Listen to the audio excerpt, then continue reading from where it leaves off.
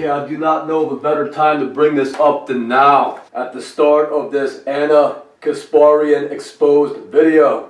So I first saw Anna Kasparian, or somebody who looks a lot like her. I'm going to say this is her. And she was in a video that was entitled Jim Carrey, Tetrahedrons, and the Flower of Death. And that was posted on a YouTube channel called The Truth is Stranger Than Fiction.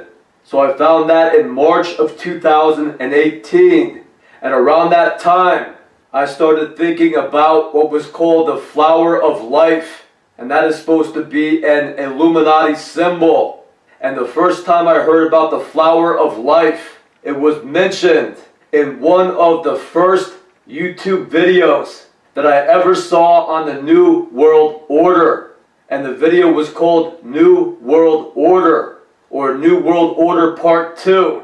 And it was a 10-minute video consisting of a montage of photographs with music. They had some intense music playing, and for the most part it was photographs. They had a couple of short videos or clips from videos mixed in. And I think the beginning message that was written on that video was something like, "This is the doorway. I cannot take the journey for you. I could just show you the door."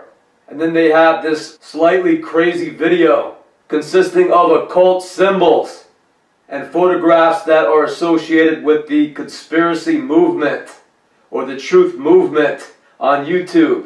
So it was one of the first videos that I ever saw on YouTube about the New World Order, or a conspiracy video.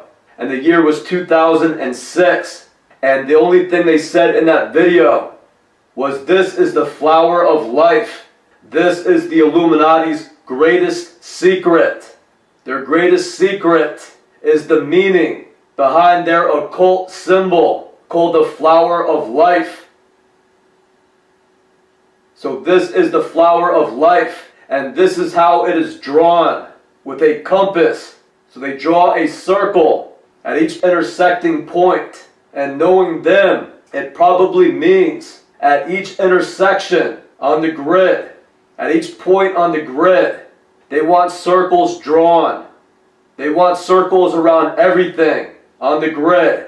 So at first I thought that the flower of life may have been something good that the Illuminati took over. But the truth is most likely that it is an interesting geometric design that has been utilized by them for a long time to symbolize their control over humanity by infiltrating every movement and every society and every family and every power center on the grid, and making sure that their ring of power is around it. So I believe that this is Anna Kasparian. So for some reason, they had her in this video called Jim Carrey, Tetrahedrons, and the Flower of Death, where she is acting a part. I don't know if this is part of a longer movie, but in it they show her apparently running across a field, and something appears to be chasing her. Then they show clips of wolves running in the woods. Then she appears to look at a different scene where there is 3 samurai warriors, and 2 are kind of standing behind one of them, and one raises a sword as if he's going to execute the one standing in front. So it is an unusual video. So the video goes on to describe what they think the flower of life is. And I think that they are a little bit dishonest with some of the stuff that they are saying. At one point they say the flower of life is a sophisticated geometric design that all the other geometric shapes come out of. And they show that you could draw all of these geometric shapes from the flower of life.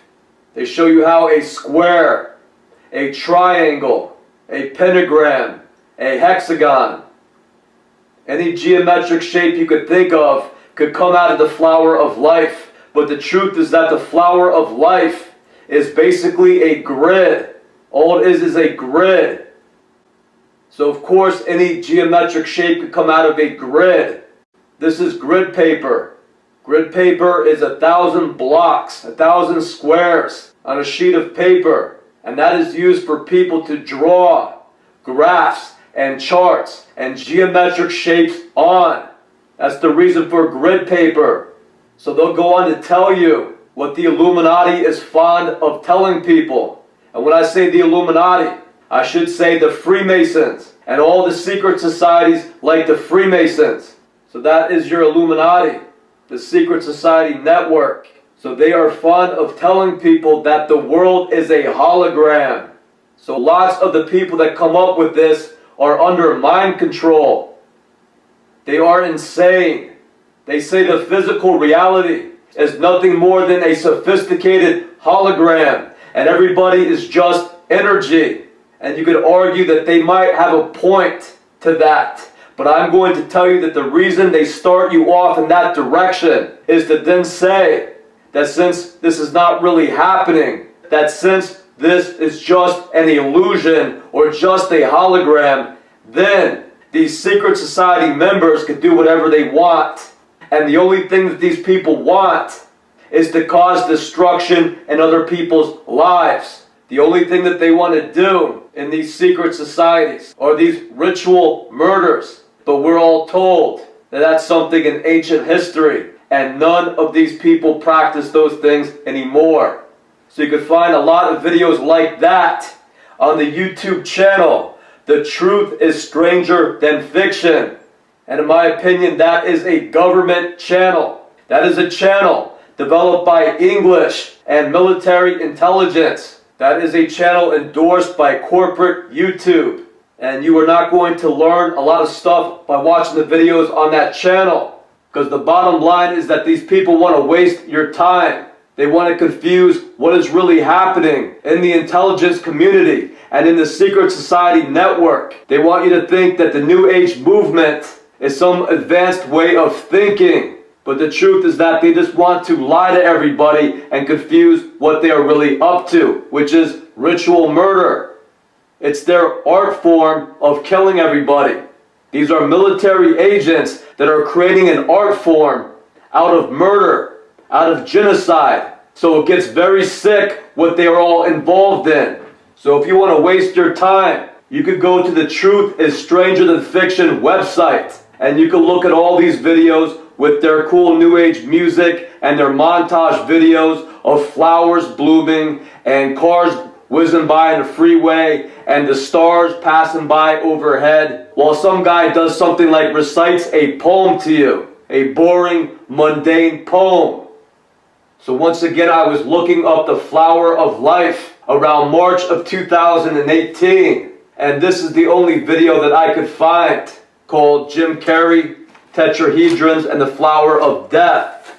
So they wanted to tell you next to nothing on YouTube as usual about what the flower of life really means. And once again, it is a network of their rings of power. They want to surround every real person and every real family in America with their agents of destruction, with their agents of ritual murder. And they all work together to bring everybody else down. That is the flower of life. So what is interesting to note is that their reward for doing this, for being good agents of destruction, for being the fakest people that they could be, for befriending people in the community just to stab them in the back, their reward for doing that is promotions. And they get promoted to positions in the government, and they are rewarded with positions in Hollywood, in films, and on television. That is their big reward. So all these high-level secret society members are all famous people. And then they go out into society with fake identities. The government gives them licenses and birth certificates with fake names on it. And that is who they pretend to be in society as they surround yet another community and yet another family and yet another individual to attack and destroy them. And this is what they've done throughout history. So it is very fitting that this young woman named Anna Kasparian would appear in that video called The Flower of Death. Another famous person that appeared in that video was an individual known as Neil deGrasse Tyson. and he's supposed to be a famous physicist, and he discusses stuff like astrophysics and black holes on the internet and on television. And much like many of their other people, he is just an actor. His living isn't studying physics. He makes his living as an actor. He repeats what is told to him by U.S. military intelligence. So I did not know who he was at first, but he also appeared in this Flower of Death video. And I later identified him to be Neil deGrasse Tyson. So I will discuss him later. So this female that appeared in this Flower of Death video, she's running across a field. She is seemingly running away from something like a wolf. And then she appears to look at a scene of 3 samurais standing in a field. And the one in front raises his hands. And then one of the samurais standing behind him begins to raise his sword. And then the scene cuts off. So that is symbolic of their people pretending to be like samurais, to get close to a samurai warrior, to act like they are his friends. And then when he trusts them, and he takes his eyes off of them, and he turns his back to them, one prepares to attack. So once again, that is the real meaning to their flower of life. So this female, she looked a lot like a female that worked about 2 minutes away from my house. In fact, there were 2 gas stations on the main road, a minute or 2 from my house in New Hampshire. And she works at both of those gas stations. This girl in this video looks just like the girl down at the gas stations. Where are you at? Where's he? On the other side. Okay, so you want to use 2? One. Okay. Thank you. Thank you. You're welcome. How you doing? Hello. I forgot what pump I'm on. I need this car. Yeah. It's 3. Pump 3, huh? Can I get 30 on 3? 30. There you go. Thank you. Can I get a receipt? Sure.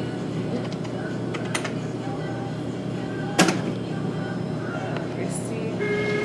There you go. Hey, thanks a lot. You're welcome. So my daughter, she found a YouTube personality named Miranda Sings. And she asked me if I ever saw Miranda Sings' YouTube channel. And I told her I did not. And a couple of times she had the Miranda YouTube channel on while I was hanging out with her. And I watched it for a minute or 2. And Miranda Sings is something like a comedian. She was doing something that my daughter thought was funny.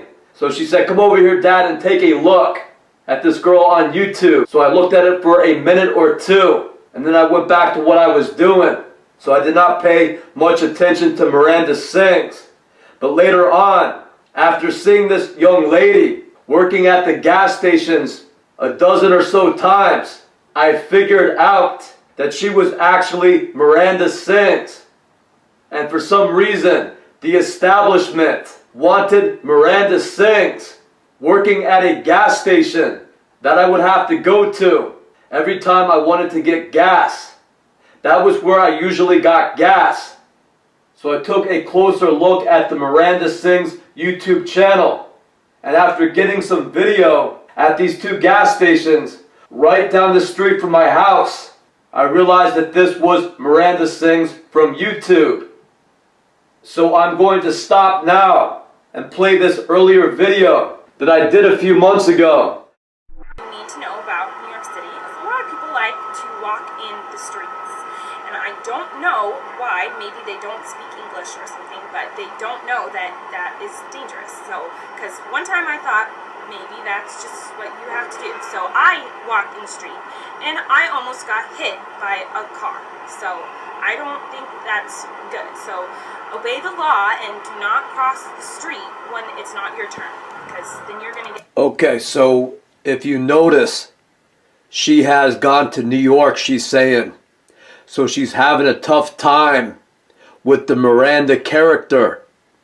So as you heard in the previous video, she sounds like she has some sort of accent. I don't know if that's like a Polish accent or a Spanish accent or some sort of invented accent. But she is obviously taking a trip away from the person that she models herself after. This attitude, her personality, Miranda, is not original. It's not something that she came up with. It's something that she imitates because she is part of the Central Intelligence Agency. She is part of the U.S. military. And what the U.S. military does is they spy and monitor real people, civilians. And my guess is this character that she's basing Miranda off of is a real lady that lives somewhere. And she probably has a YouTube channel. And you and I will never see the real Miranda because we're not allowed to because of the U.S. military and the CIA. Instead, the only person that we are allowed to see is this person here that spies on and monitors the real Miranda so that she'll have a personality and an attitude that you will be attracted to. Because once you get to know the real CIA, once you get to know the real U.S. military, you will find out real quick the last thing that you will be is attracted to any of these people. These people make their living on hurting, exploiting, controlling, and killing civilians. Just to finish up with what I was saying before, so she says that she's gone to New York, so she's no longer able to monitor the real Miranda, the person that she is basing this personality on. She is no longer to monitor and hang on that person because she's taken a trip to New York. And you will see that she's lost the personality entirely because it is not hers. She is not a real person. She's a fake and she's an imitator. So she no longer has her cute little Polish Hispanic accent after she's taken a trip to New York. So she's become very dry. So this person known as Miranda on YouTube, I saw her in a pornography film. So all these people that you see on YouTube, they are part of the merger of the U.S. military and corporations and media corporations. She has been approved by the U.S. military and the Central Intelligence Agency to become an actor on YouTube in adult films. That is another thing. In order to control these people, in order to say, you know what, I'm going to be a fake reporter, I'm going to do whatever the U.S. military tells me to do. They often find the correct people to do that by having them go into the adult film industry. I constantly see on ABC, NBC, Fox News, female reporters, attractive female reporters that were in adult films. And this person known as Miranda was one of them. And if you notice, she has makeup on where they attach putty or pieces of a mask to her face to flesh out her orbits, the bones around her eyes, and to flesh out the nostrils on her nose, and to possibly flesh out different parts of her face. It's the same thing as if you guys are familiar with the show called Jackass. They'll take these young 30-year-old men and dress them up so they look like old people. They look like 70 or 80-year-old people. They could do the same thing to change the person's face a little bit. So that is what's happened here. So when she speaks, parts of her face look extremely swollen.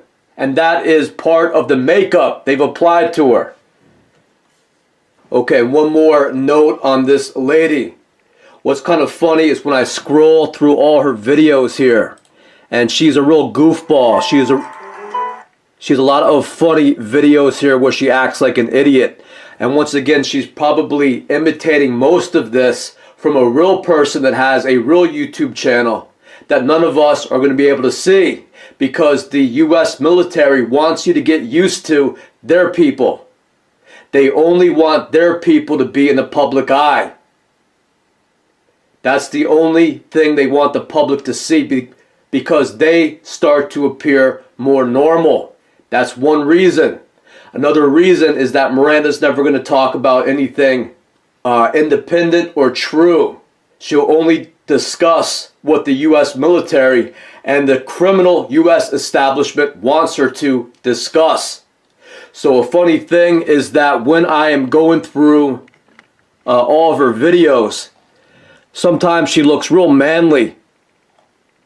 And when I click on those videos, she's not doing the Miranda personality so well. And by scrolling down and seeing when her eyes are real bright and when she looks very attractive, I click on that video and the Miranda accent is spot on. It's like she's been vamping on the real Miranda all day. And so that real Miranda's life energy is seeping into this little corporate vampire prostitute. And she's able to pull it off so much better when she's vamping onto the real Miranda, whoever the real Miranda is. So this lady goes to a makeup studio and has stuff plastered on her face because they don't want you to know who she really is. So she is also this woman who is on the Young Turks show.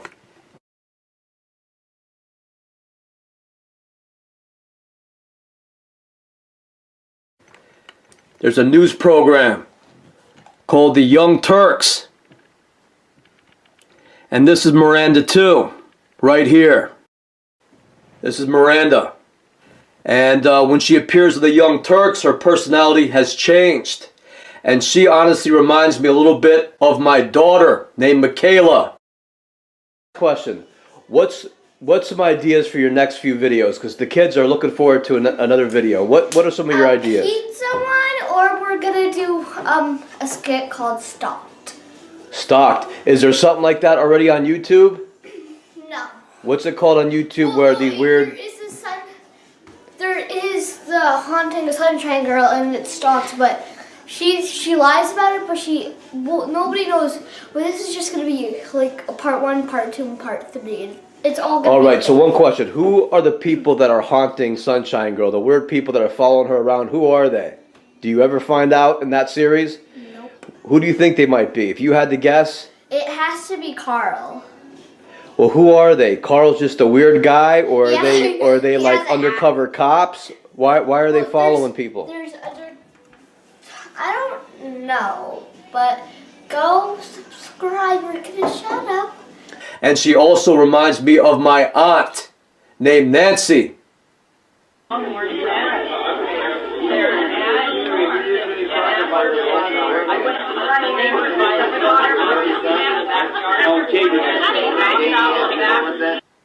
And my aunt is from California. And of course my daughter Michaela is from New Hampshire. And so when she's in this personality, she reminds me of those two people, strangely enough.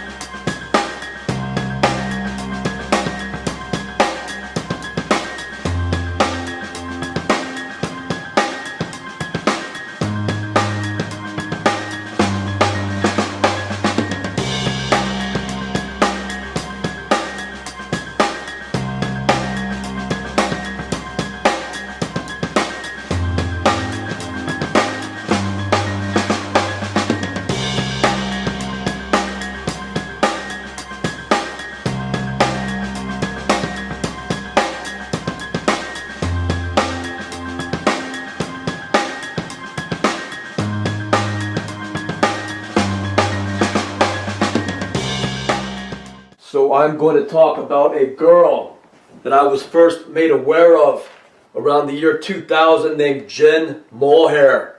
And I remember a guy named Ivan Becker speaking about her. I forget what he said exactly, but he said that he knew Jen Mulhair. And Jen Mulhair did this or that. So I heard her name before. So when she sent me a friend request on Facebook, I guess around 2017, I recognized her name and I accepted her friend request. So I recently did a report on an individual known as Chuck Krause. I recently spoke about him in a documentary called Kings of the Occult, Part 3. And I discussed how Chuck Krause has several different identities. And one of his identities is a guy named Shep Doeleman. And he appeared on a Black Holes documentary called The Edge of All We Know. And he called himself Shep Doeleman.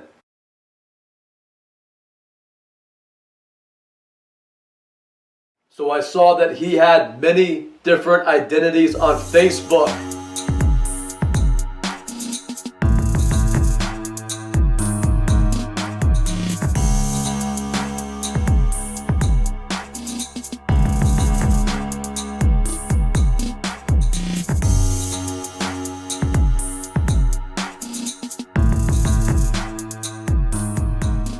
So I put that whole thing together on Kings of the Occult Part 3.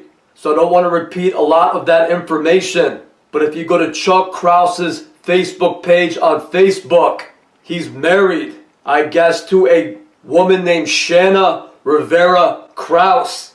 They look like they're dating and they share the same last name. So I'm going to guess that is his wife. But once again, it's just a front. They are not a real couple. They are both most likely homosexuals that act like a couple for the CIA. So I started looking at this girl named Shanna Rivera Krause, and she looked familiar.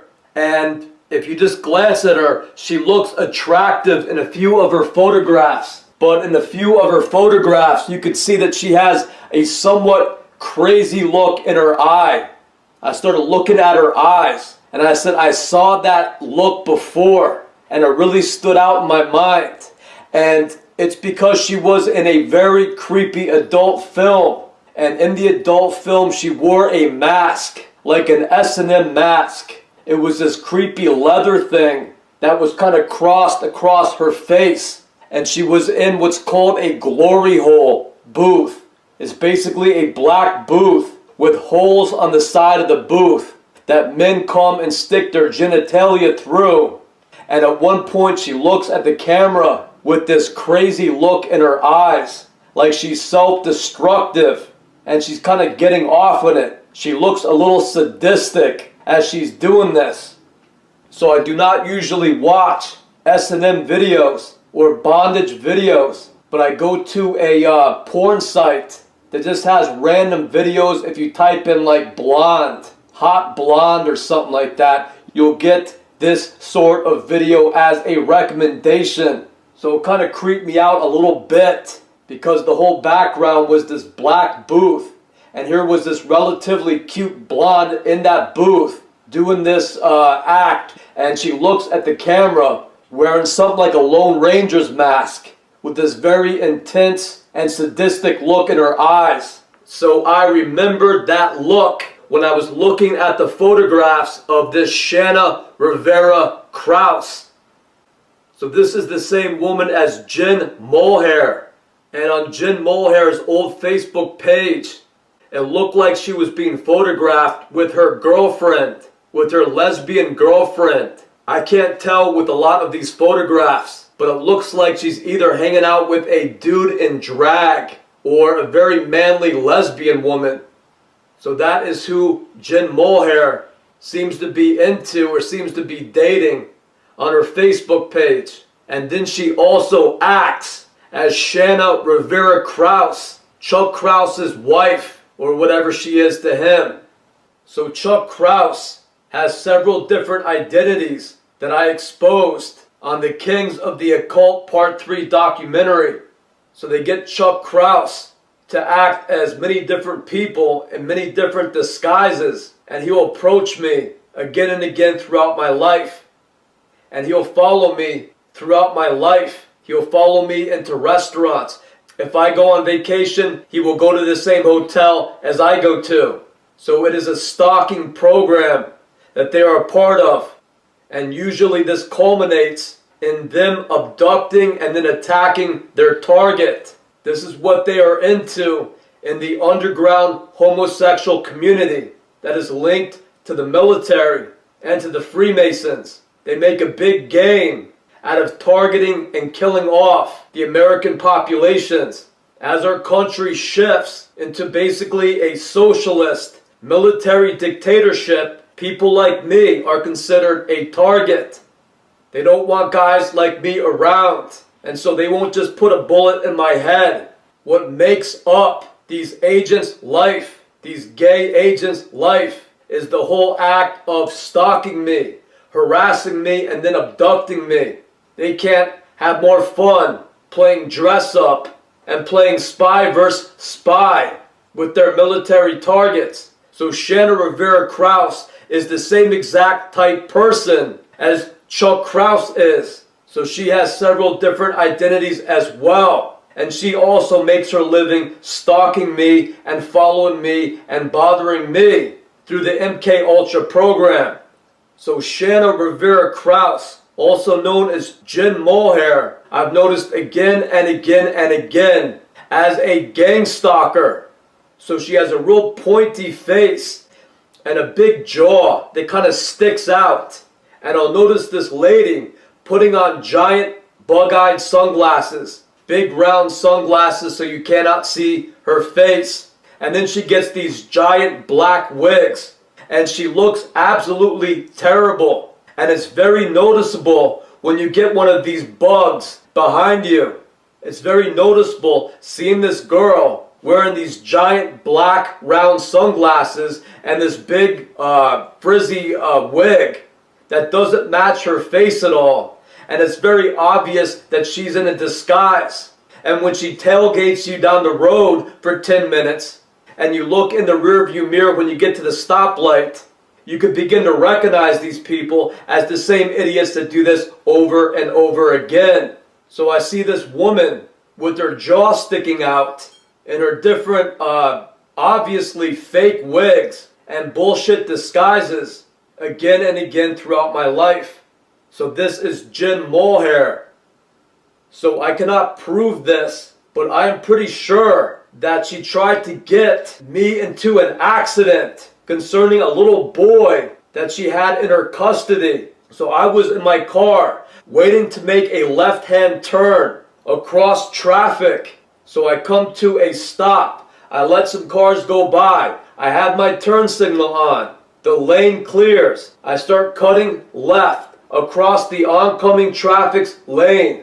And I'm headed to go down a side street. At that point, when I start making my turn, there's a bunch of people who are agents who are standing on the street corner. And they think that it's a great time to all cut across the road in front of me at that time.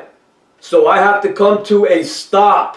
So now I'm blocking traffic in the oncoming traffic lane because I'm waiting for all these idiots that were just standing on the street corner waiting for me to make my turn so they could then get in my way and I'll have to stop right smack dab in the oncoming traffic lane. So included in this group of people is someone who is believed to be Jen Mulhair, also known as Shanna Rivera Krause. And she has something like a 5 or 6 year old little boy with her. So they walk across the crosswalk and the crosswalk clears up. So I start to accelerate to go across the crosswalk. And at that point, that little kid almost turns around and starts running right in front of my car because he's dropped something in the crosswalk. So of course this kid is very short and I'm up in a minivan. So I think that this whole thing is engineered. They're all standing on a street corner doing nothing while they could cross the street. And as soon as traffic clears up and I'm able to make my left-hand turn all these idiots instantly mobilize and decide to all run out in front of my car with their little 5-year-old kid. And then the kid magically drops his hat, so he wants to run back in front of your vehicle to get it. So I think that her and Shep Doelleman, her and Chuck Kraus, have been doing this for a long time, probably since I lived in Brookfield. And these are the people that just really hate somebody like me. So in 2012, I went to go visit my ex-wife at her workplace. She worked at a garden center. So I went there to visit her. And these two weirdos showed up. And it looked like they were something like out of Children of the Corn. They were both a little shorter. They were both kind of short. And they both wear these big sunglasses. And even though it was getting warm out, they had this like winter clothes on. Like thick fall clothes on. And they both were wearing dark colors like black. So as soon as I pulled up to the garden center to visit my ex-wife, she was my wife at the time. So as soon as I pulled up and walked over there to talk to her, these freaks show up. Both looking like Wednesday from the Addams Family, with the long hair kind of combed over in front of the girl's face. And she's wearing these big bug-eyed sunglasses. And she's with the guy that has a big bushy wig on. And he's also wearing big sunglasses. And they kind of show up and they're kind of staring at you. And they don't really have a point to being there. They don't talk to each other or kind of point at the different plants or act like normal people. They show up like some sort of cult member freak show. They look like they belong to some weird Men in Black cult. And I remember looking at Rachel and I'm like, do you believe this? Do you believe how weird some people are? And she goes, I know, John. I sense them too. I see them too. Because as soon as these people show up, you get a bad feeling sometimes. Some of these people are so bad, you get a terrible feeling just being around them. So here's a picture of Shanna Rivera Kraus, also known as Jen Mulhair, and her little husband over here, Chuck Kraus, also known as Shep Doelleman. So if you look at Shanna Rivera Kraus's jaw, you look at her facial features, you can tell that something is wrong with her. You have to start noticing how these people look. And you know how they say that Neanderthals have a bigger jawbone than human beings, than the Cro-Magnon man. Well, I want you to take a look at Shanna Rivera Kraus's jaw. Take a look at her nose and her face and her bone structure. This is a walking example of a modern day Neanderthal. And she's just as cute as she could get. I would not be surprised if this woman had a very high content of Neanderthal genes, of Neanderthal DNA, because this is what they look like. If you want to see a true Lucy from the Museum of Natural History, here is Lucy. Here is a modern day living Neanderthal. They are very sexual, they are very promiscuous, and they are very violent, dumbed down people. So this woman, Jen Mulhair, in most of these pictures, she has brown hair, dark brown hair, and what looks like brown eyes. But she can also change her appearance to look like a blonde-haired girl with blue eyes. She either bleaches her hair or she wears a wig. So I remember a girl that looked just like Jen Mulhair. She looked just like Shanna Rivera Kraus, looming around the Bartlett Arboretum in Stamford, Connecticut, when I worked there in 2013. It must have been around January or February of 2013. And at that time, she was done up like a blonde. She had long, straight blonde hair, and she appeared to have blue eyes. The Bartlett Arboretum is something like a nature center. They have a greenhouse, they have hiking trails, and they have a series of gardens. And I was a maintenance guy there. It must have been January or February. And in Connecticut, it's not that cold. but there's a pile of wood chips that I was putting into a wheelbarrow, and I was lining a trail with these wood chips. I remember the wood chips were kind of frozen, and I had to use a pitchfork to kind of break up the clumps, but I was trying to stay busy during the off season at this nature center to get as many hours as I could get through the winter. And this weirdo, Jen Mulhair, shows up with another female that has frizzy brown hair and brown eyes. And this very tall individual who looked like a psycho. He looked around 6'2" or 6'3" tall. He had blue eyes, and he had a sadistic grin on his face, and he was holding an infant, like a newborn baby. And what was weird is the three walked toward me while I was working. There's the main parking lot at Bartlett Arboretum, and then there's a trail that leads to some place called the Outdoor Classroom for Kids. So I was walking back with an empty wheelbarrow, and the three come walking toward me.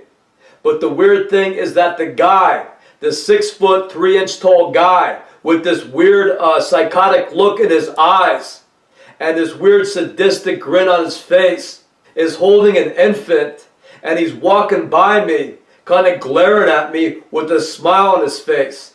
And the two females are off maybe 100 or 200 feet away from him, kind of walking parallel to him near the outdoor classroom.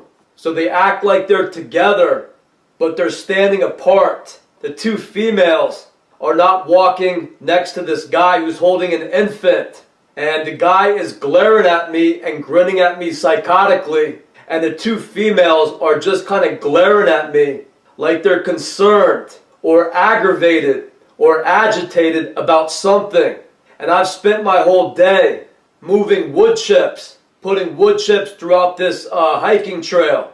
There were a lot of roots and rocks that were sticking up all over the trail. And in my opinion, it was pretty dangerous. So I wanted to line the trail with wood chips to make it easier to hike on that trail. And then I encounter these three weirdos. So I don't know who brings a little infant out to Bartlett Arboretum in the middle of winter and acts like that. I think that they were the only quote-unquote customers that I saw there all winter. Usually people stop going to a nature center in the dead of winter, but not them. So not only was it an unusual occurrence to see customers out there, they definitely acted unusual with their behavior. The last realization that I had is that this person, known as Jen Mulhair, also known as Shanna Rivera Krause, also known as Miranda Sings, also known as Anna Gasparian, is also known as Lady Gaga. So this is Lady Gaga working as a gas station employee at a gas station right down the street from my house. And like I exposed in this report, she is involved in the MK Ultra mind control and gang stalking program. So this may sound a little funny to some of you who may think, why would Lady Gaga want to stop all of her important work to go work at a gas station in a small town just to bother somebody like myself? So I've analyzed this recent documentary about Lady Gaga, and I've figured out that there are a lot of people just like her who are musicians, they are actors, and they are politicians. And for the most part, all of these people are frauds. The only thing that they're good at is putting on an act. That is what they're good at. So as you will see in this next upcoming part, Lady Gaga is not somebody who's going to spend her time in a studio working hard to write the music for her next album, spending hours of her time analyzing poetic verse so she could write another great set of lyrics for her upcoming album, because that would make her a real artist and a real musician. And the military does not want that. In the military's opinion, all art could be imitated and remanufactured. So the military does not want to promote real musicians or real artists. They want to promote corporations of people that can imitate artists and musicians because they do not want to support real people. They just want fakes. They just want actors. And by doing this, the military eliminates all individuals in the establishment who are experts in their fields and replaces them with an unthinking class of robotic puppets. This class of people, they do not take the arts and sciences seriously. And the only thing that they enjoy doing is sabotaging people's lives through the MK program. So when foreign countries like England are working to take more and more control over the United States, they find it beneficial to promote these types of fakes throughout the US establishment. They are all involved in the military's MK program. They are all involved in these criminal practices concerning mind control and ritual murder. When I first heard of Lady Gaga, I saw her video called Poker Face on YouTube. And in that video, she looks like this. So sometime later, her song called Bad Romance had another hit video on YouTube. And there is a section in that video where they show an up-close shot of a young girl that appears to have blue eyes and blonde hair. So I remember pausing the video and I wondered, who is this female in this Lady Gaga video? It did not look like Lady Gaga. And this is also Lady Gaga. So she had completely changed the way that she appeared so that she looked like two different women. So at that time, I thought it was strange that she could look like two completely different women. And now I realize that it's because this girl is a professional actor who is involved in the MK program and makes her living off of scamming people for the military establishment and disguising herself for many different roles that she plays. So as outlined in this video, she has many different identities and many different names because she plays many different roles for the military establishment, including a reporter and a famous singer and even a gas station attendant or a gang stalker. And she is probably also used on television, on different miniseries, or on commercials and in pornography. But you will never recognize her because she always changes the way that she appears. This information is from the Lady Gaga documentary entitled Gaga 5'2", and it starts off with Lady Gaga starting her morning routine by feeling. Sometime later she is upstairs receiving a massage from one of the 20-year-old women. So that in a nutshell is the entire documentary. That in a nutshell is Lady Gaga's entire life as a musician. So when watching this documentary, you will notice that Lady Gaga is constantly surrounded by an establishment cult who are employed to constantly surround her and physically stimulate her, most often by giving her massages. They're constantly either applying makeup to her, messing with her hair, or giving her massages. And they are also seen giving her drugs.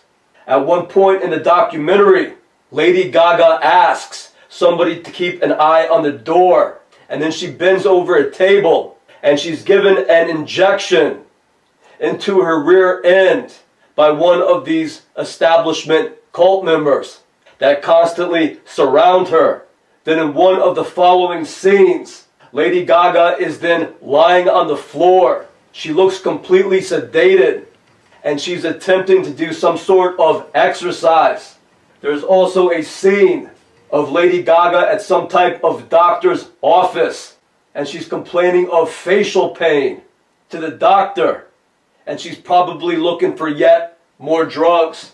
So all of these people are the military establishment's cult of people who exist to create the illusion of Lady Gaga, musical artist and vocalist.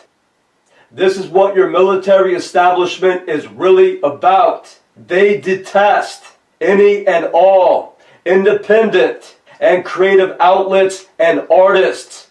It is almost like a law to them that nobody in the establishment's industry, in this case the music industry, should ever be alone to work on their music or their artistic expression. It always has to be a group effort with the emphasis on the group. You are nothing without the group. The group is the only thing that makes you what you are. So in Lady Gaga's case, they have people who write the music. They have people that play the instruments in the studio. They have people who do the vocals for Lady Gaga. And then they have people like Lady Gaga who act like a frontman. And it's their job to do the lip syncing and appear in the music videos. So Lady Gaga is something like a line dancer. That's what you see the most of in her music videos. There's always dozens of line dancers dancing in sync with Lady Gaga. Because once again, the emphasis is always on the group. Because what people have to understand is that the military establishment, they hate individuals. They hate independent people. And they hate individual expression. That is why they'll never promote an independent artist. If you're not born into their cult and brought up by them in this pedophile establishment, they are never going to give any independent artists their big break. They do not want independent artists in the music industry. They only want their cult of scam artists and fakes. So this cult of people have collectively insisted on this practice for so long. There is no individual effort whatsoever. So artists like Lady Gaga is nothing more than a scam by organized crime.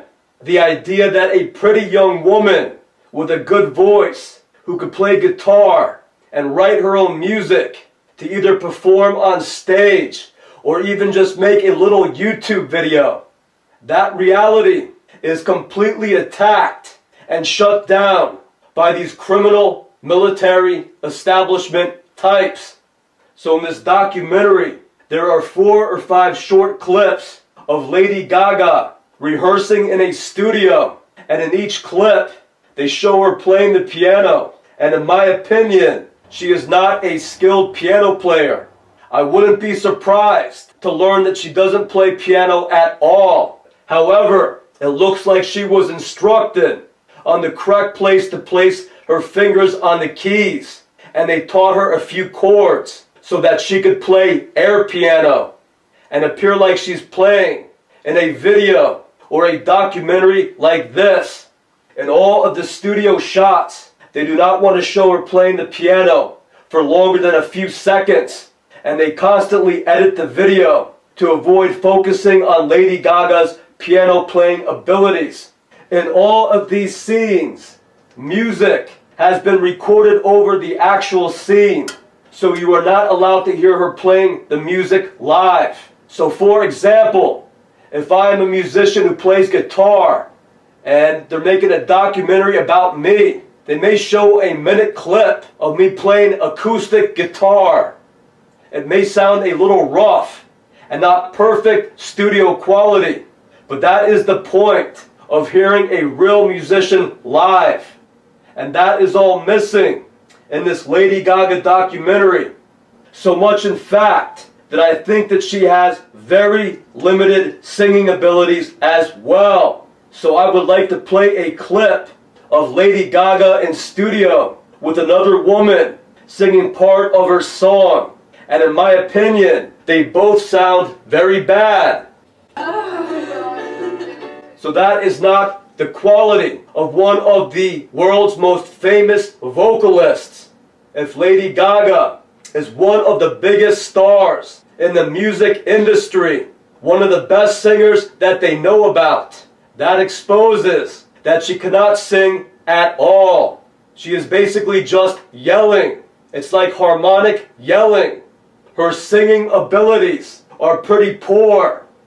Then there is a segment of Lady Gaga in concert. It's called the Camden Rising Concert. And she is supposedly playing with Lenny Kravitz and DJ Jazzy Jeff. And again, who's ever videotaping this and editing it, the emphasis is never put on Lady Gaga's singing ability or her playing piano, but they focus on Lady Gaga standing up at the piano and she's waving her hind end back and forth. Then, according to that video editor, another highlight from that concert, something that would be included in this montage of a concert, is the part when Lady Gaga stops playing piano. She takes off her overshirt and begins to spin it in the air and then throws it like she's some type of stripper. And then the last clip that the people that were in charge of videotaping this Camden Rising concert wanted to focus on Lady Gaga stopping playing piano yet again and slowly raising her finger up in the air like she's pointing up toward the roof, like she's number one. So again, the emphasis is not placed on her singing. It's not placed on her playing an instrument. It's not placed on her playing the piano. It's placed on these idiotic gestures, these dramatic and idiotic gestures. So they go out of their way to avoid letting the viewer get a good look of Lady Gaga singing or playing the piano. So to spell it out for you, the video editor seems to be going out of their way to avoid showing Lady Gaga singing or playing the piano live, leading me to believe that she is probably not the best vocalist or musician, and she probably is a professional lip syncer. So it's pretty sad that this is how strong our military establishment is. The more control they gain over our country and every industry, it's like they cannot even bear to get behind some musical artist with even some minor talent in the music industry. If they're going to support somebody, she has to be a 100% fraud. She has to be 100% fake. She has to have little to no musical talent whatsoever. And that is who the military establishment likes to work with. So the nature of the military is to break down the individual. They desire each member of the military establishment to form its own rank in the pyramid, with nobody differentiating themselves or standing out by excelling at anything. So if they were to get behind somebody who has even a little bit of musical talent, that is bad for the group. They will have too much power over the group, and the military cannot have that, especially at their top, especially with their frontmen. They need their frontmen to be the most broken, talentless people that they have. So this is the direction that the military establishment is going into. They are insisting that people are weaker and more compartmentalized to such a degree that one of their world's most famous musicians and vocalists is nothing more than a fraud and a joke. So you would think that the music industry would attempt to find somebody who knows at least a little bit about playing instruments or singing. But that obviously goes against the group program that they are all conditioned and controlled by. And this is happening more and more frequently, especially as the military takes more control over America. In other words, there are probably hundreds of vocalists who have the right look or the right image, but they probably cannot sing or play any instruments. But you will see them on a music video. Most often they are very young people with a voice, a husky singing voice that appears not to belong to that person because they are just lip syncing. So my daughters, they bought one of the Lady Gaga CD and they would play it in my van. And in my opinion, it sounds like there is at least 3 female vocalists that are singing as Lady Gaga. One vocalist sounds like the singer named Selena. She was big in the 1980s. Another one of the vocalists on the Lady Gaga CD sounds like an older woman. And another one sounds like a younger woman. But they sound like 3 distinct different voices. So it's possible that Lady Gaga may sing a line or 2 to the songs. But for the most part, I think that it is other people doing the singing for her. And that she is not a skilled singer at all. On a side note, the military will use vocalists like the person known as Cody Lee, who is an autistic and blind man. This is a mentally retarded man who apparently has the ability to sing very well. So he's like an idiot savant. He's retarded in all other capacities, but he has this talent of singing very well. And I wouldn't be surprised if they use people like Cody Lee to do the vocals for many of the singers that you hear on the radio. There's constantly new songs, new top 40 songs, one-hit wonders that come on the radio. They play for a month or 2, and then you'll never hear those songs played on the radio again. I believe that they use people like Cody Lee to do the vocals for them. They probably have a network of fat, semi-retarded women who do the vocalist for artists such as Lady Gaga. So that works very well for the people who are in control of this corrupt system, because people like Cody Lee or 400-pound mentally retarded women are exactly who the military establishment will like to work with, because they will never challenge the group hierarchy. They don't want independent artists with their own ideas and their own musical tastes. They want little robots that will be programmed what to say and what to sing and what music to write. And they will have exactly no thoughts on the matter. That is who they promote. So I bet you these vocalists behind Lady Gaga are a network of mentally retarded women who could sing. So people like that work very well for the people who are in control of this corrupt system of fakes. Like this person, identified as Lady Gaga's grandmother. In reality, this person is something like Lady Gaga's handler. At this point, I find it hard to believe anything that they say. So I do not think that they are even related. I think that they are both part of the military establishment's corporation. And this woman is something like Lady Gaga's manager or agent. But in this documentary, she's introduced as Lady Gaga's grandmother. So Lady Gaga is very impressed with her new song called Joanna. So she decides to go visit her grandmother so that she could play her new song for her grandmother. So she goes to her grandmother's apartment and she takes out her cell phone and she holds it by her grandmother's ear and she plays her new song called Joanna. And she says, "I wrote that song for you." So first, I think that this is unusual, because if Lady Gaga was really one of the world's most famous vocalists, who is known all across our country, she would just sing the song for her grandmother.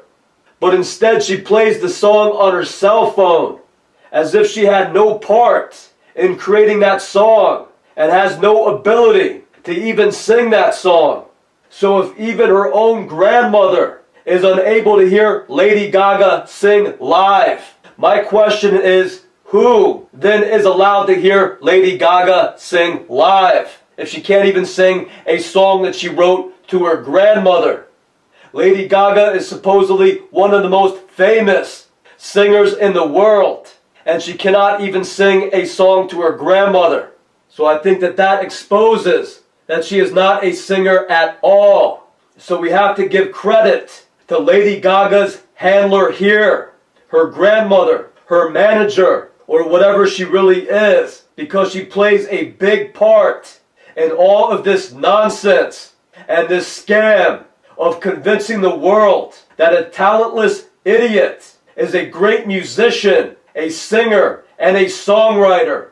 When I'm looking at this, I just shudder to think about all of the young women, the young talented women across America that I will never be able to hear on the radio or even see them on YouTube because they are all considered a threat to these lowlifes, these control freak nuts who are all part of this military cult of organized crime, like Lady Gaga's grandmother here.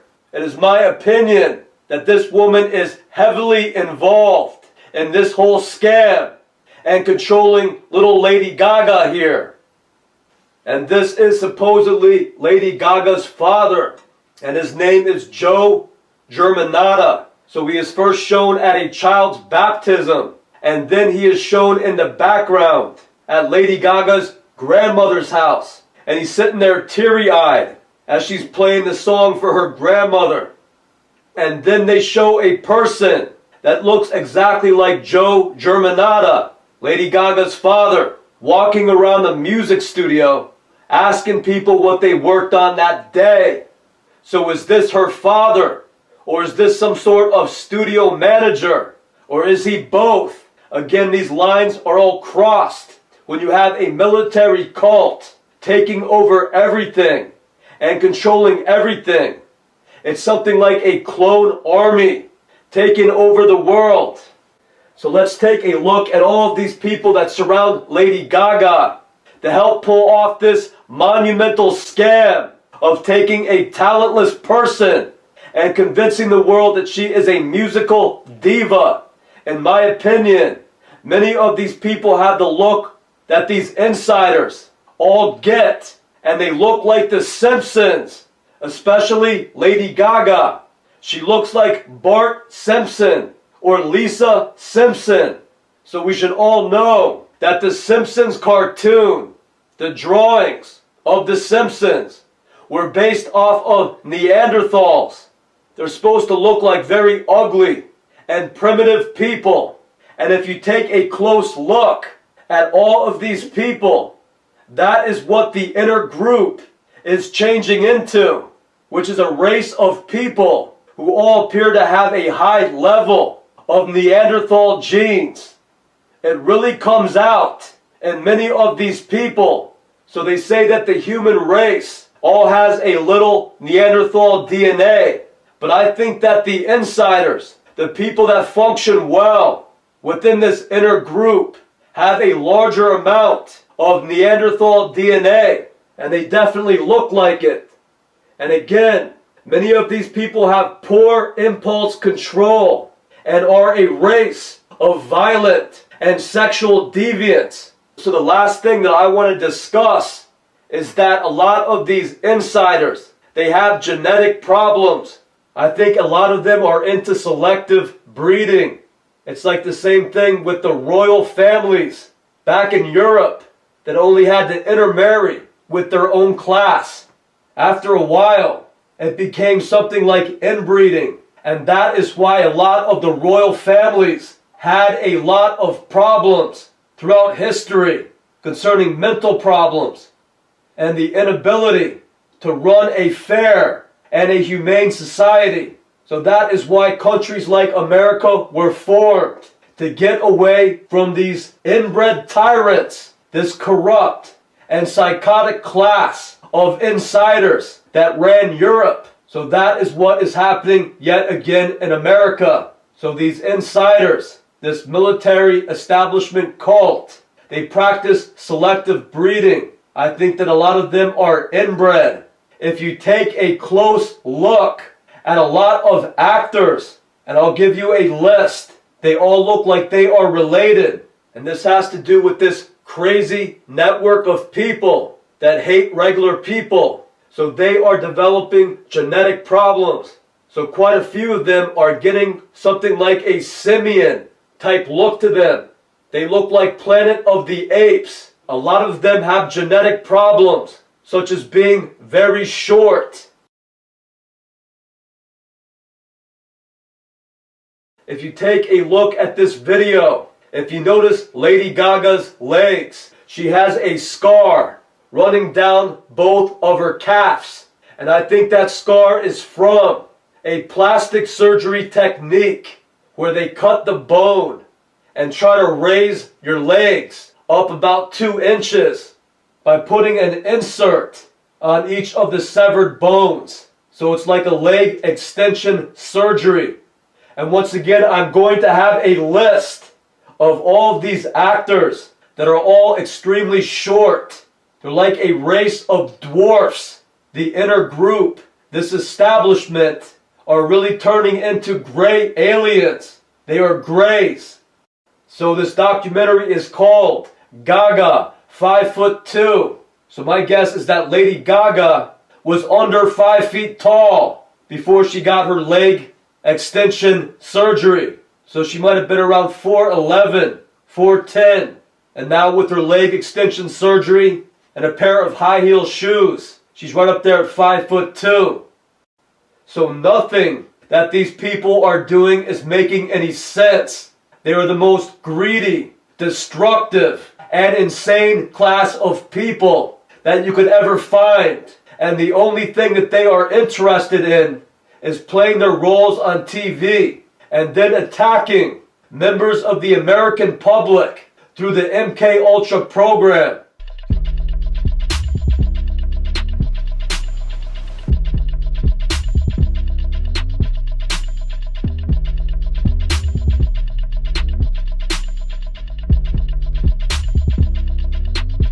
I want to say one last thing about the woman who was introduced as Lady Gaga's grandmother. This woman is actually the person known as Barbara Ress.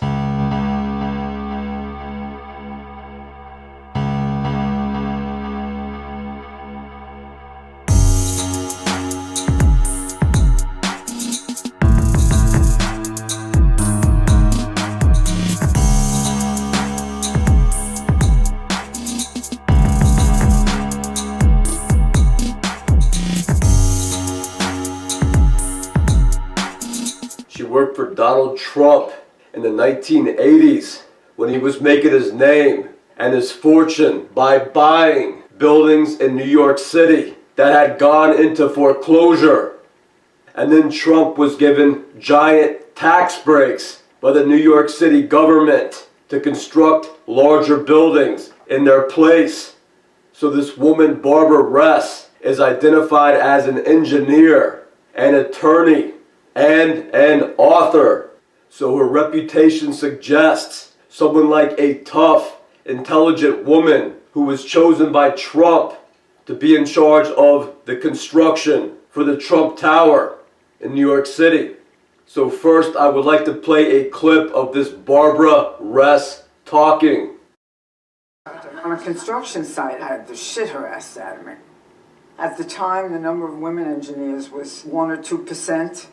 So when Trump met me, I probably impressed him by the fact that I was a woman doing a man's job. I liked the fact that I was the only woman. I was aggressive. I didn't take shit from anybody. Something came up, the architect would try to blame one of the subcontractors, and I would say, that's bullshit. And Trump loved that. He absolutely loved that. When he hired me finally, he called me a killer. But when I complained about Fred to Donald, he just said, suck it up, baby. So as you heard, she does not sound like an intelligent or a well-spoken woman. She sounds like a lowlife from New York City. So here is a video that I saw on the documentary called Trump, An American Dream. And Barbara Ress is walking out, I guess, on the top floor of the Trump Tower during its final stages of its construction.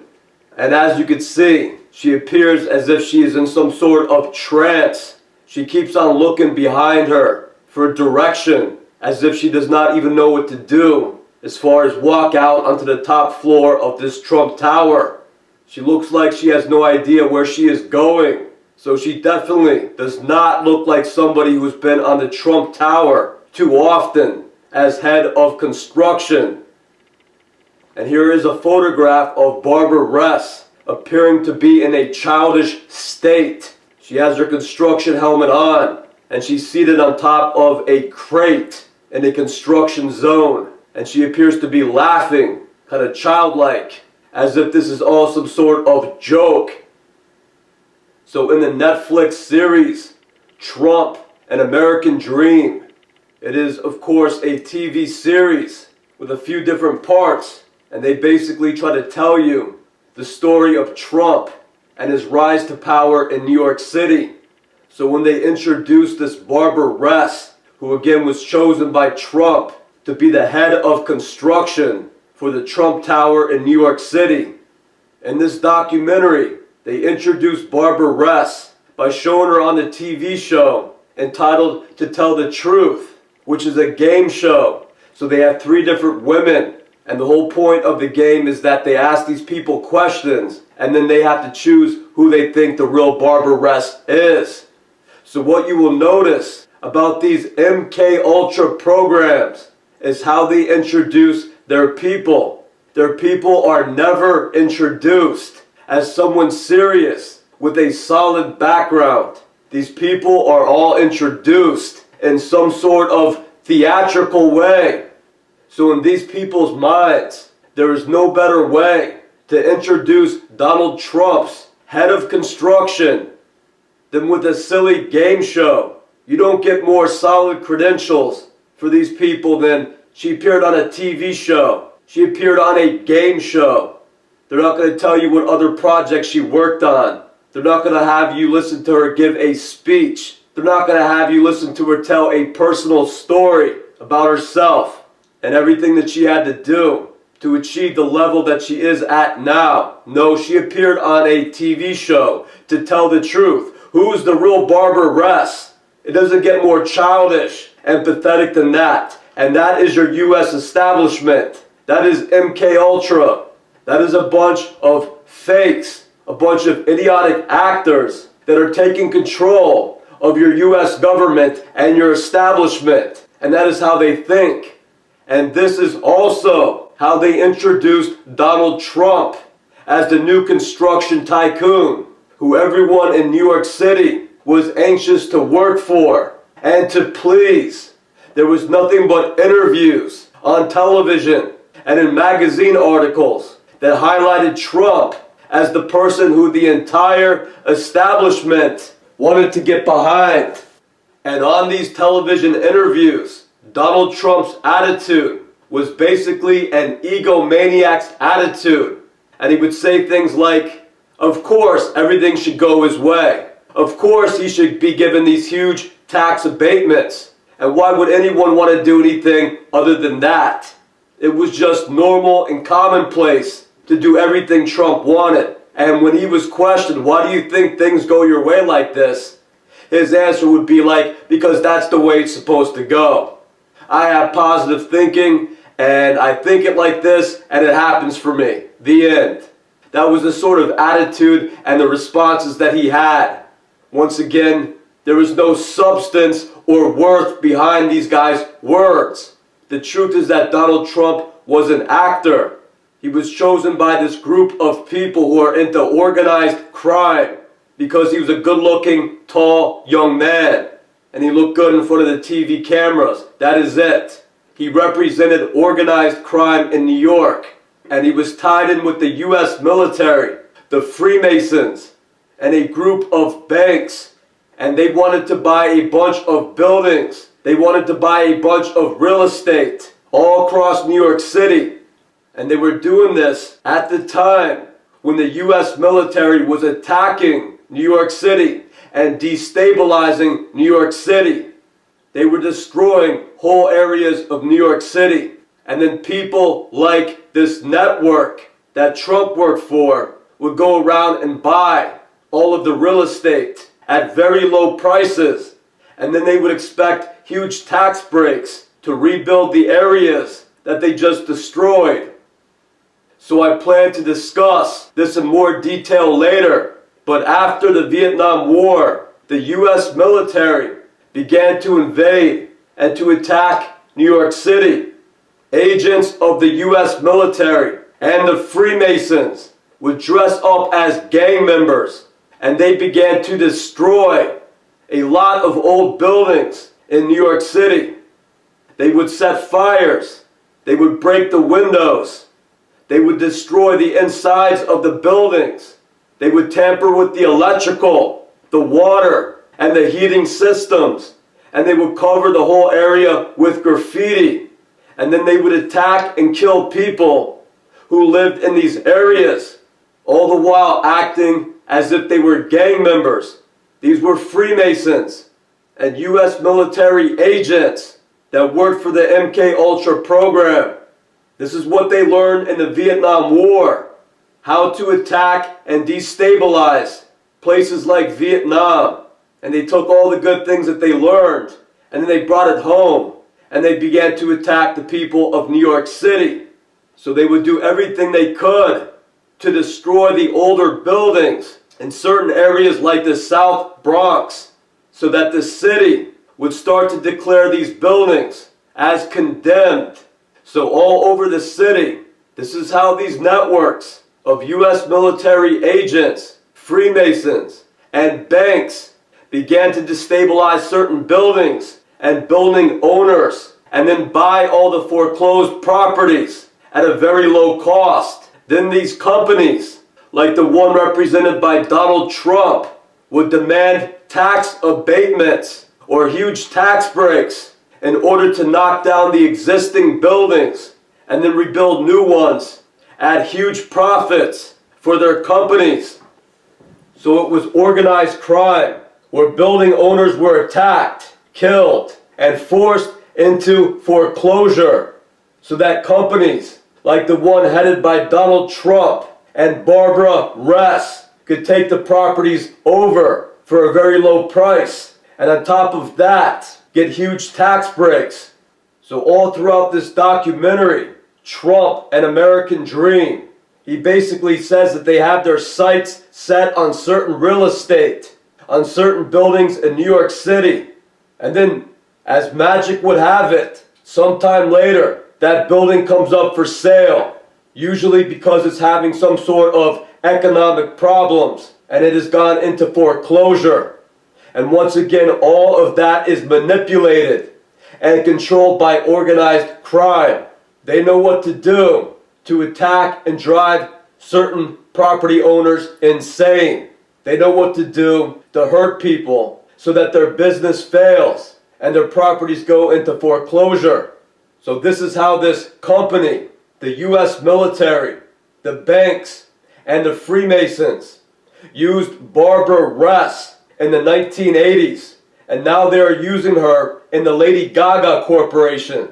So again, all of these people are professional actors who are playing roles to help pass the agendas of large corporations with ties to the U.S. military and to England. So when people find it hard not to like President Donald Trump and all of the cutting edge and dangerously honest things that he may say, they have to realize that Donald Trump is putting on an act. He is just pretending to be somebody that he is not. You may like the role that he is playing. You may like what he is saying, but these are not his own thoughts. These are not his own ideas. They are taking these words, usually from activists who you will never hear about.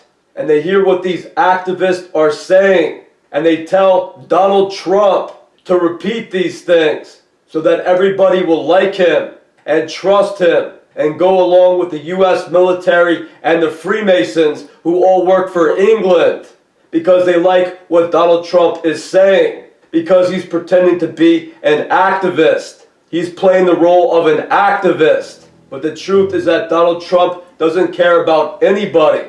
He doesn't care about our country. He doesn't care about doing what is right. The only person that Donald Trump cares about is Donald Trump. The only person that Barbara Ress cares about is Barbara Ress. So in this Netflix series, Trump, An American Dream, it's supposed to be a critical review of Donald Trump. But what you will find is that all of these people work for the MK Ultra program. All of these people are on the same team. All of these people being interviewed and are pretending to speak critically of Donald Trump. They are just actors too. These are not writers. These are not media people. They are actors that work for the military and these banks. So I don't know of a better time to bring this up than now. But I want to bring your attention to a guy named Robert Utsi. And he is a African-American male. He is interviewed in this Trump documentary. And he said he was a New York City police officer who was fired from his job due to budget cuts. And then he was turned into Trump's limo driver. So Robert Utsi was seen in Derby when I lived in Derby, Connecticut.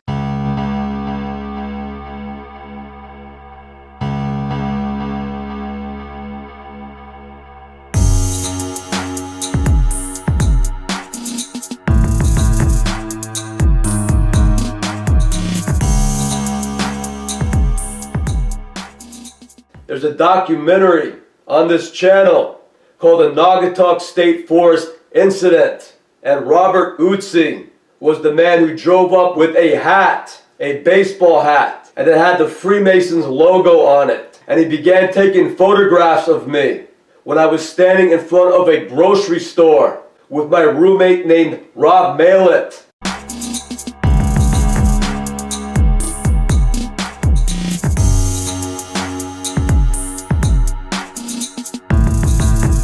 And the landlord named Joe Jackson.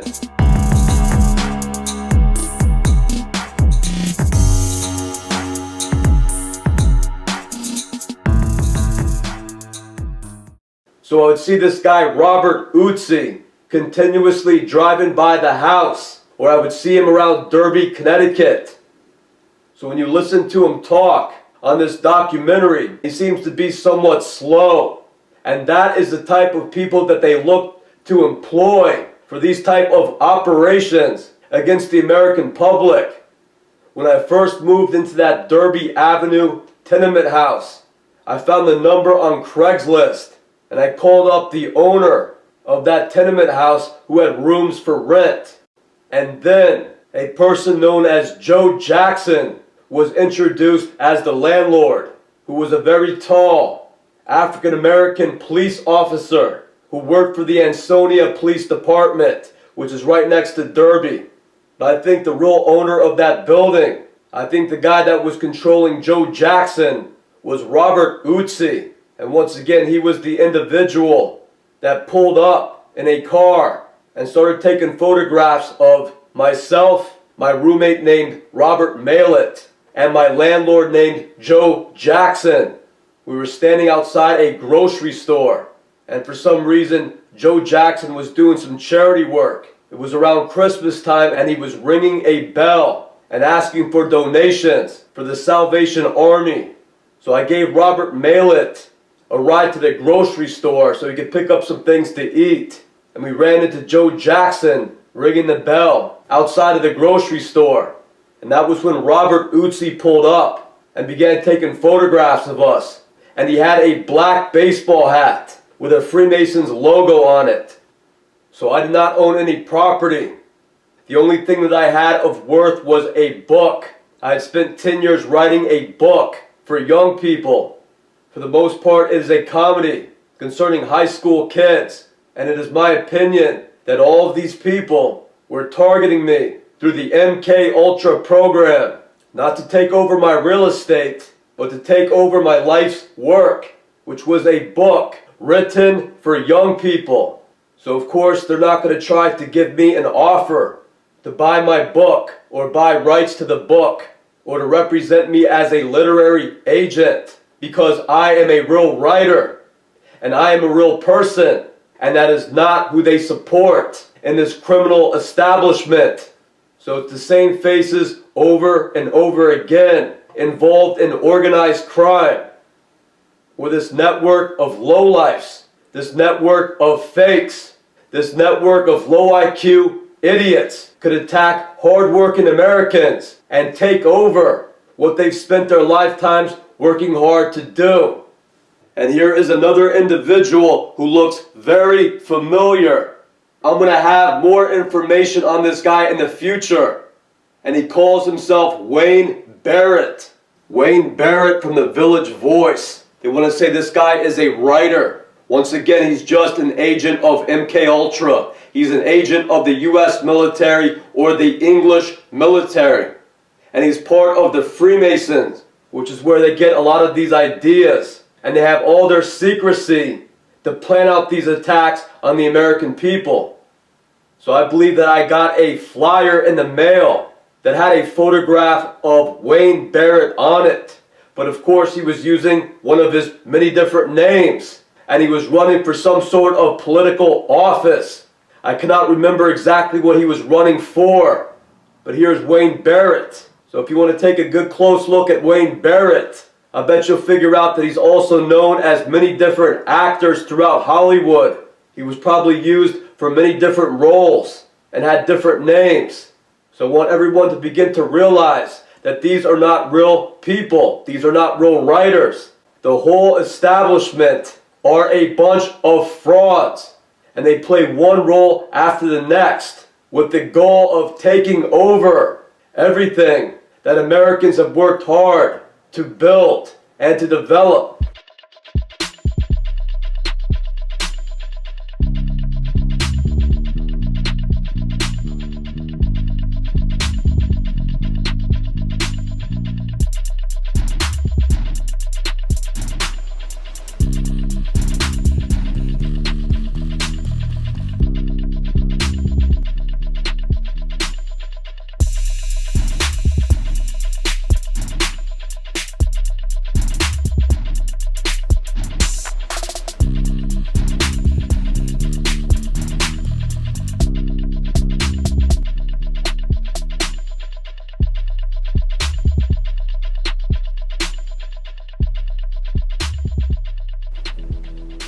We were having a discussion about difficulties we were having with a contractor. And Donald reached behind his desk and pulled out a picture of Roy Cohn.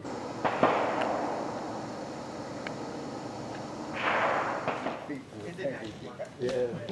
Well, they say they changed them quite a bit. I'm a better.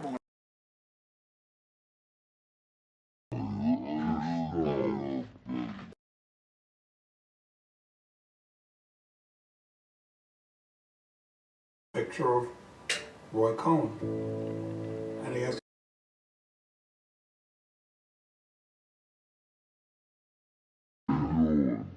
Hey, how you doing? Good, good. You? Good. Who's in charge here? I am. What do you want? I took I want an one of application, these sir. From, what's it? Good luck. Yeah, I know. Good luck.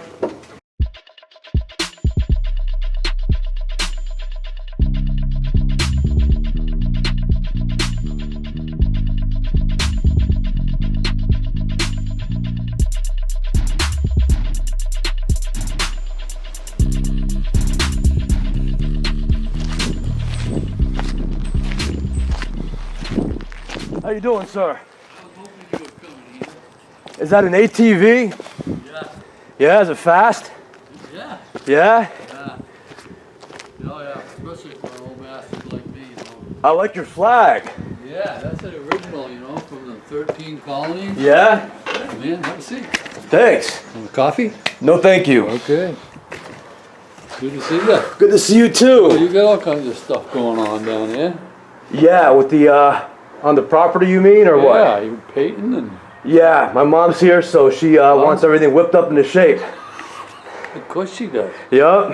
How about you? You got projects over here? Yeah, and the screen door right there. Uh-huh. You know, that's, and there's another one in the back, you know, and They look almost nice when they're unpainted, but you really have to paint them, otherwise they fall apart so soon, you know? yeah. Yeah. And the other one, you know, of course the door frame is like this, you know, so you, Uh-huh. old house shit, you know. Well, I really like the fans too that you installed here. Yeah. Thank Yep. you. Thank you. That was kind of an afterthought, you know. We go to Florida, and they have them in Florida all over the place. Oh, I bet. You need them down there. But up here it's humid too. Yeah. Yeah. Keeps the bugs away too a little bit, you know. Oh man. So you had a good run? Yeah. Good for you. When I'm running, I really can't stop to chat too much because otherwise I never want to get going again. I get it. Yeah, once you get the energy to start, there's no stopping. Yeah. That coffee smells good. What type of coffee do you get? Hazelnut. Hazelnut? Yeah, I got French vanilla for a change. I usually just get the original, but I'm getting tired of that, so the flavor coffees are good sometimes. Yeah. Do you know what brand you get? I get it at Hannaford's.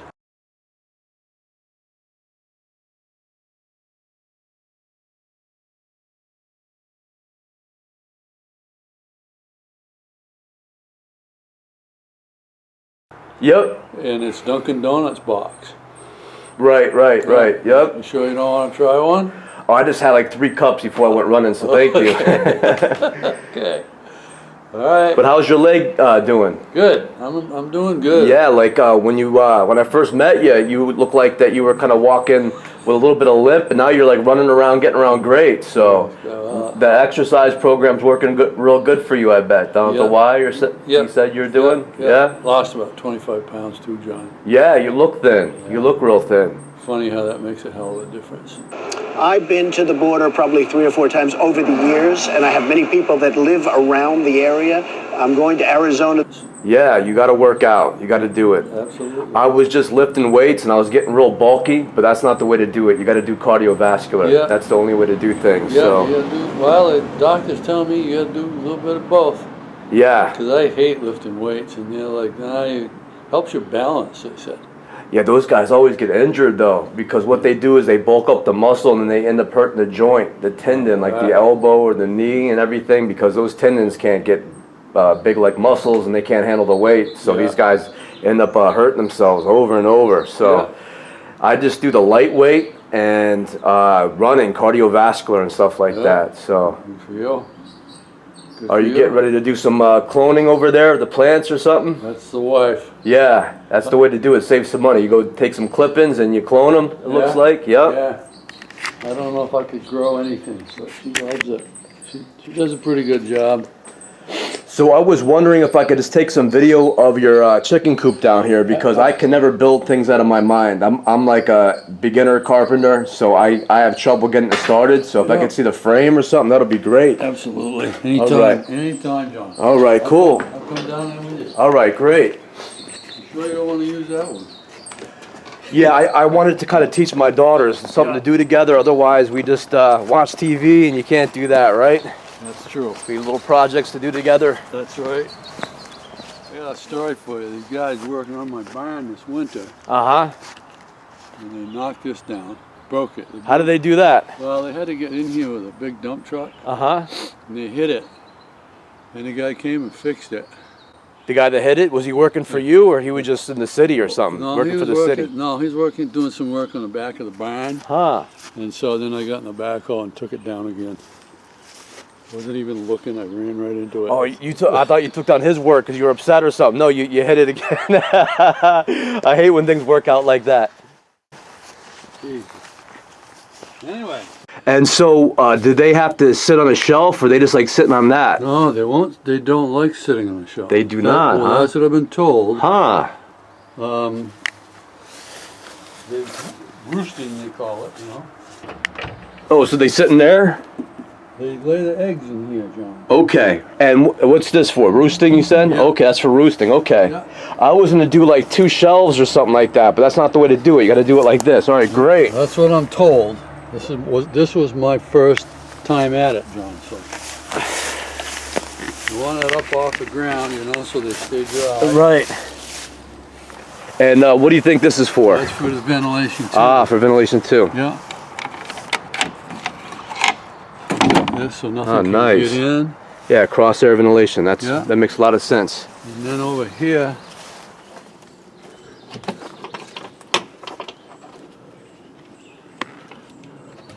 oh, great. yep. They cruise right through there, huh? Yep. Do you know what type of chickens you had, or? We had Rhode Island Red. Rhode Island Red. That's what my daughter keeps on saying. We got to get those. Those are good for egg laying, I bet. Yeah, and they're pretty hardy too. I guess they're pretty rugged, you know. This here was an old dog kennel. It's all beat to shit. Somebody gave it to me, and I thought, you know, it was a good idea, but it ain't big enough, you know. So we would just let them out. Right. You know. How many cows you gonna get? You got 1, 2, 3, 4, 5, 6. Yeah, 7. All right, great. And it's for dairy, or do you raise them to? Beef. These are all beef cattle we have. I don't want to knock that and get a swarm on us here. Good. You didn't even see that. You got some spray or something? I'll get some. You got to take these windows out. Usually, that wall is starting to come this way a little bit. Oh, that's all new right there. That foundation. Oh, nice. The guy was coming in here with a truck. Yeah. What do they use for those forms to build those columns? Just real thick boards, or no? They're construction forms. I don't Construction. know. You know, I got grandkids, but that's a year-round job. And what do you do with this here? I know nothing about farms. Teepee poles. My wife's into Native American stuff. Cool. And we've got a little flat place up behind our house. We have a fire pit up there, and we put. I just said I got to put this up. It's a manufactured teepee, the canvas and stuff. Right. But it's poles is, I don't know, 16 of them. Yeah, it looks like tall. I built one at the State Forest in outside of Derby. I think it was Seymour and Sonia. Yeah. So, but this looks like maybe 12 feet or something. Yeah, I don't know what it is, but it's pretty high. How nice. Yeah. And what's through here? Well, that used to be manure pit in there. You can go outside. I'll show you outside. Is that a horse thing? Yeah, it's a traditional thing. It's a horse's tail. Right. Indians used to do that. Cool. Yeah. And what does that do? I don't know. It's for luck or something. It's for luck? I don't know. It's an Indian thing. Yeah. Cool. Poor horse.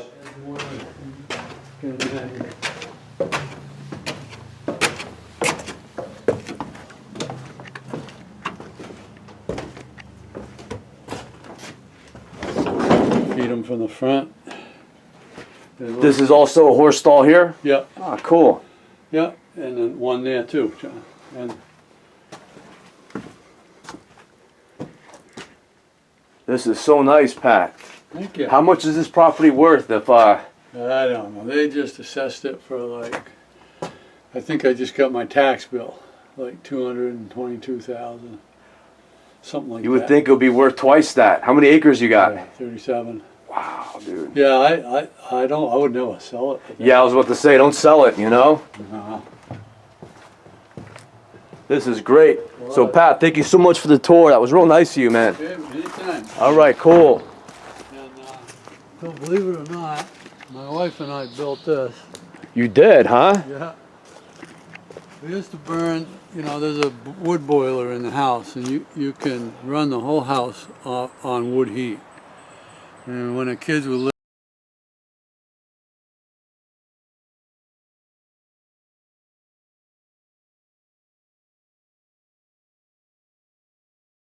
little, of course, you know, we didn't have that much money, so that's what we tried to do all the time.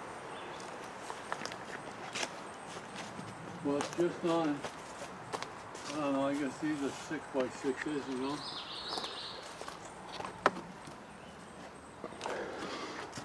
I just bought threaded rod, John. Uh-huh. You know? Oh, okay. All right. Yeah. And I drill a hole through there, you know, put them in and cut them off with a hacksaw. Threaded rod. They got that at Home Depot, I bet, huh? Yeah, you can cool. buy them like 6 or 8 feet long, you know. And you didn't really bother with the what is it called? The groove? Up top? Yeah, you just. No, I did not. I notched them. Oh, you did notch them a bit. Yeah, you did. You can see in here. You can see where I notched them. Yeah. Yeah. Just to keep them from moving back and forth. You know? Yeah, it's a pain in the neck to get that just right with the angle. I can never figure it out just right. I had a whole bunch of shit left over. Yeah, me too. Yeah. And what did you use to cut the aluminum roof? That's the link that came. I ordered it. Oh, right. Cool. Yeah, and it does a pretty good job. So I was just thinking about building something like that just to cover the area where the chickens would be, so I don't have to worry about mud and all that crap. We'll just keep the rain and stuff off the area. Yeah. How many are you gonna get? Probably like 10. Yeah. Yeah. So. That's good. Good for you. Well, thank you so much for the tour and let me videotape some of this stuff here. It helps a lot with when I build it. So.